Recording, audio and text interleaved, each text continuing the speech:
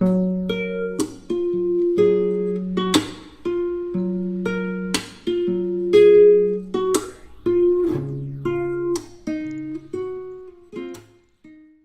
guys, so just had lunch at the BBC forecourt or courtyard, I think you'd say, really, and almost getting knocked down by that guy.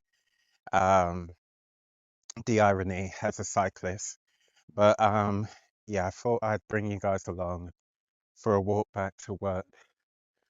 Um, so actually, what did I want to talk about today? I thought maybe I'd talk about bikes again, e-bikes, and my thoughts on innovations in e-bikes. So, uh, Super 73 A series, the Misfit, the M1D, the B1G. I my I like the look of them. I think it's cool that Super 73 has come up with a whole new design language. It kind of feels like the only massive innovation that they've come up with is, or the really significantly different thing on these bikes to the S2, the RX, and the Z1 is having USB ports.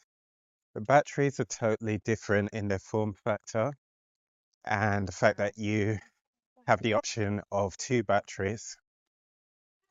And if you have one battery module in, you only have 20 miles of range. And if you have two, you get claimed possibly 55 miles of range. Uh, but I just think it'd be really cool if they had done something where you could go a lot further than this. But in the comments, some people feel that possibly Super 73 might see a drop in sales because compared to competitors, and a lot of their competitors are based in China and they have cheaper bikes that have the same capabilities or possibly offer more. So maybe these bikes are something more like, say in the UK, £1,500 to 2,000.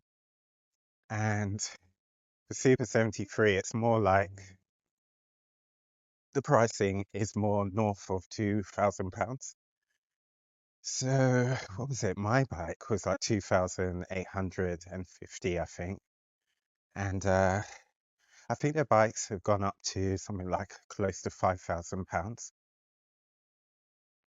But I was thinking maybe what they should do is make the frames. See, you get the wheels, everything, but maybe you, the customer, based on the clientele who buy the bikes, uh, or the ones that at least make the videos, maybe they make the bikes and then you source your own powertrain. Because people, yeah, as I said, people have been complaining that they feel like the bikes don't really offer much more than what they were before or any of the competitors. But, the thing is that they've got to adhere to regulations. And so this is why their bikes are now limited to 20 miles an hour. I don't know, maybe if we're lucky, there might be a feature like the outgoing bikes where you have the off-road mode and then you can unlock the bike and go faster. But I doubt it because I think they even locked the later S2s, RXs down to a certain speed. Well, they did actually, they did because my one I noticed on the Super 73 app that was the case, that it was more limited. And it wasn't even that I had updated the bike. And then this was the thing, I think they had literally, it seemed, they had done this. And it's understandable because they're trying to survive. They're trying to work within the laws and be allowed to sell their bikes and not be fined. But as I said, I think it'd be cool if maybe an option was you could buy the bikes and you get the frame, the wheels, and then you choose your powertrain.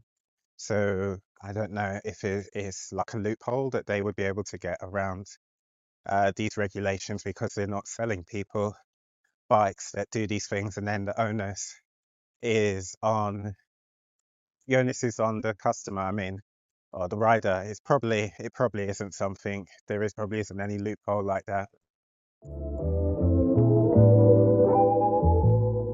So I know that there's people are talking about Handleworks and people are buying Handleworks batteries, and I think they do motors as well.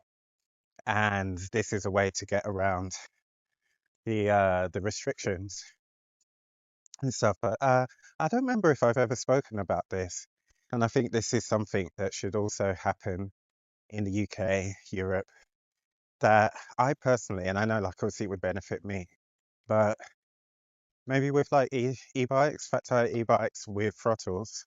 Personally, I'd be quite happy to do compulsory basic training, and then you're allowed to ride about and legally use the throttle. You have a license and all this sort of stuff. Personally, I've always thought that there should be cycling proficiency. That should be something that is available to a lot more people. So I think at school that should be a thing that you have uh, provisional cycling proficiency. Sorry. So I see it as a way to teach a generation how to ride safely.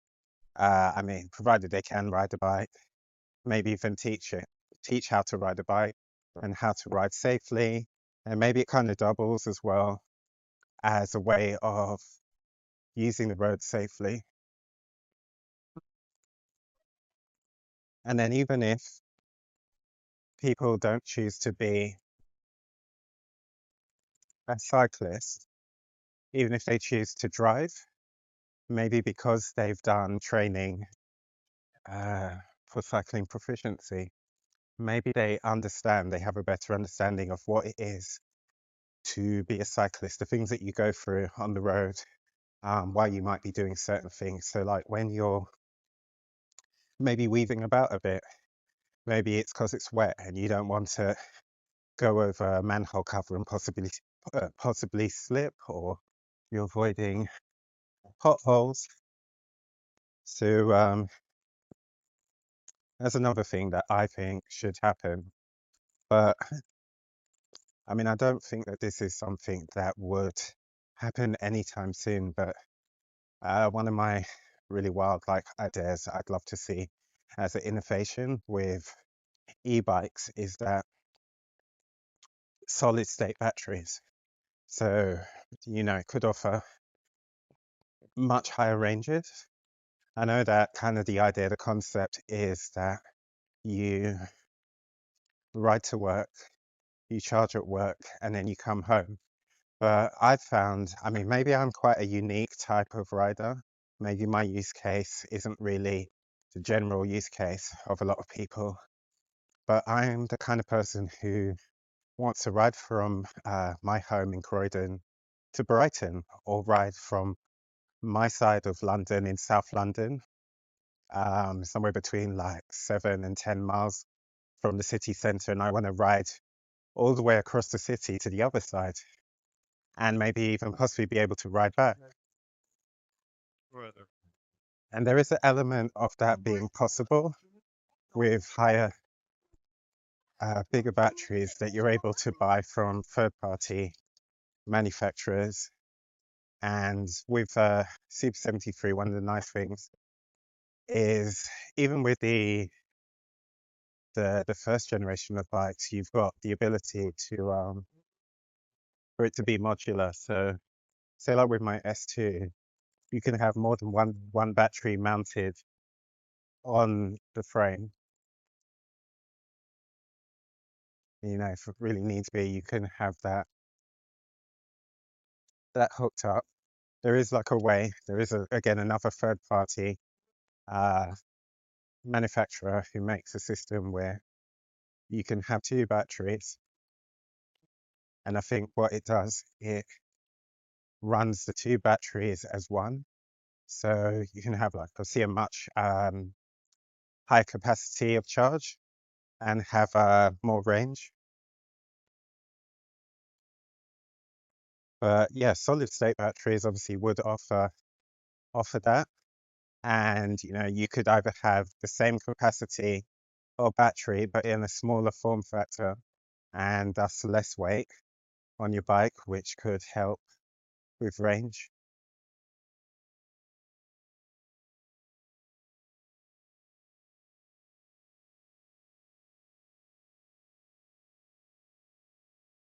Something else that I would love to see is regenerative braking. But again, that's not really so much a thing in e-bikes. It's felt that the weight that would be added and just everything extra, you're not necessarily getting that much more, that much more bang for your buck. As you guys can see, I'm back at the college now, so I'm gonna have to wrap this up. But I think I'm gonna need to make another video on this and maybe like a static one where not in the studio, I guess I'm in like my office upstairs. If you guys were following from last summer, you would have seen my office. But I'd be really interested to hear your thoughts on what would you like to see innovations in e-bikes that don't actually exist, that aren't a thing. Maybe they're on other types of electric vehicles. And also, if you've enjoyed this video, you've enjoyed this journey, please do give me a like, subscribe, and share.